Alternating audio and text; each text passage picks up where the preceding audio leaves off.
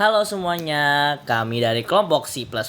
Kali ini kami akan menjelaskan mengenai program kami yang akan berfokus kepada apa itu C++ dan implementasinya dalam kehidupan sehari-hari.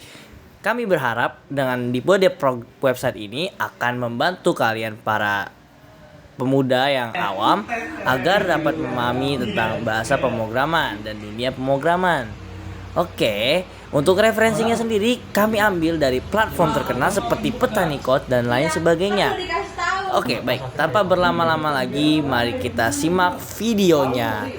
Tonton ya sampai habis.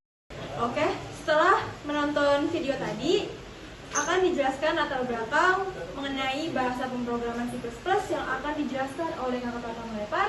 Untuk Kakak Pratama Lepar, dipersilakan. Halo. Halo.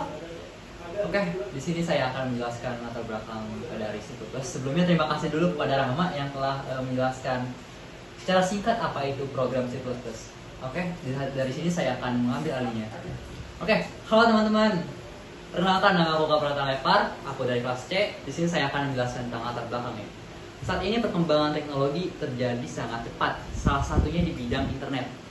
Di internet, kita bisa mengakses apa saja, contohnya seperti nonton film, mencari teman luar negeri, bermeeting, maupun belajar. Salah satu tempat belajar internet banyak tersedia melalui website.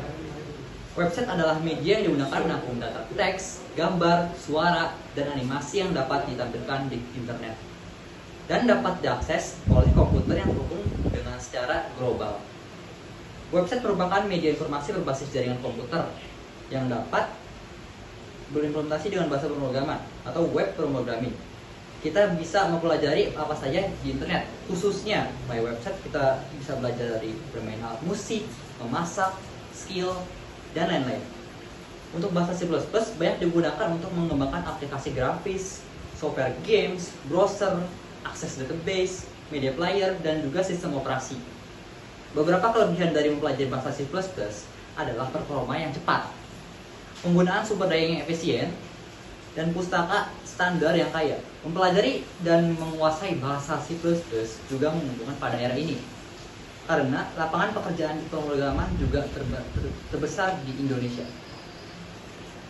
Nah, pada sesi ini saya akan menjelaskan tentang 3 subtopik yang akan saya bawa. Satunya adalah bahasa C++, kedua adalah sejarah, ketiga adalah perkembangannya.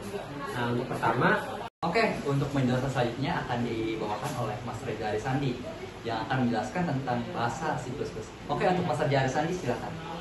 Hai kakak. Halo Reza. Nah, terima kasih untuk kakak atas penjelasan singkatnya tentang latar belakang. Nah, selanjutnya akan saya ambil alih. Terima kasih kakak. Terima kasih Mas Reza. Dadah. Perkenalkan, saya Reza Arisandi. Di sini saya akan menjelaskan tentang C++. Bahasa C++ adalah bahasa yang dapat digunakan untuk membuat berbagai aplikasi nih. Di antaranya ada aplikasi pengolahan gambar, software gadget, game, hingga sistem operasi baru. Bahasa C++ adalah hasil pengembangan dari bahasa pemrograman C yang sebelumnya ada.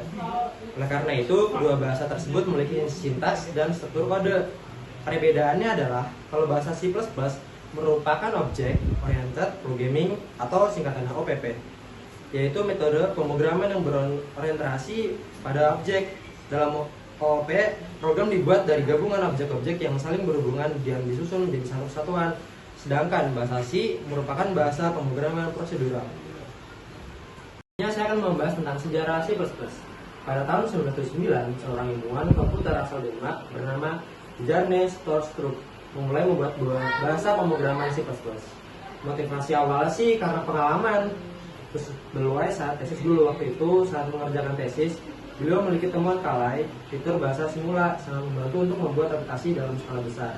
Tetapi bahasa Simula sangat lambat. Nah, cerita berikutnya dimulai saat ia bekerja di AT&T Bell Labs. Ia mendapatkan masalah saat menganalisis kernel Unix yang berhubungan dengan komputasi terdistribusi.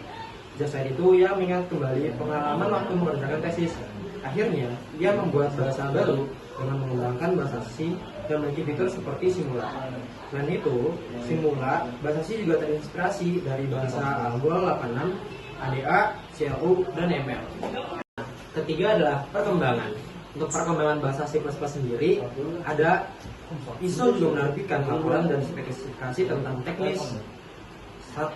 ISO atau IEC TR 18015 tahun 2016 dalam penggunaan dari C++ pada sistem tertanam dan implikasi performa bahasa C++ dan fitur perpustakaan. Kedua, ISO IEC 22277 pada tahun 2017 pada kontinu terintegrasi ke dalam C++ 20. ISO IEC TS 21455 tahun 2018 pada pustaka jaringan. ISO IEC TS 21544 pada tahun 2018 pada modul terintegrasi ke dalam C++ 20.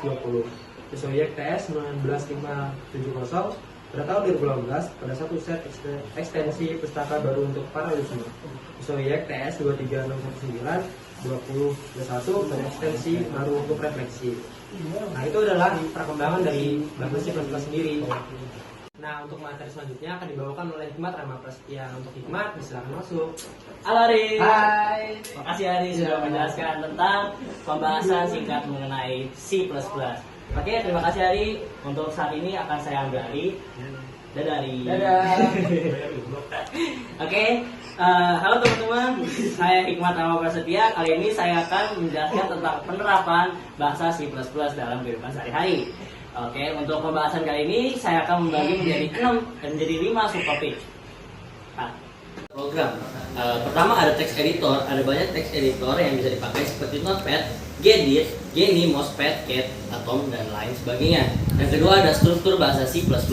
Apa itu include? Pada program C, include berfungsi untuk mengimpor fungsi-fungsi yang sudah didefinisikan pada header file.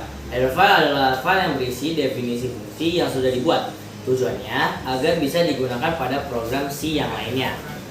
Selanjutnya ada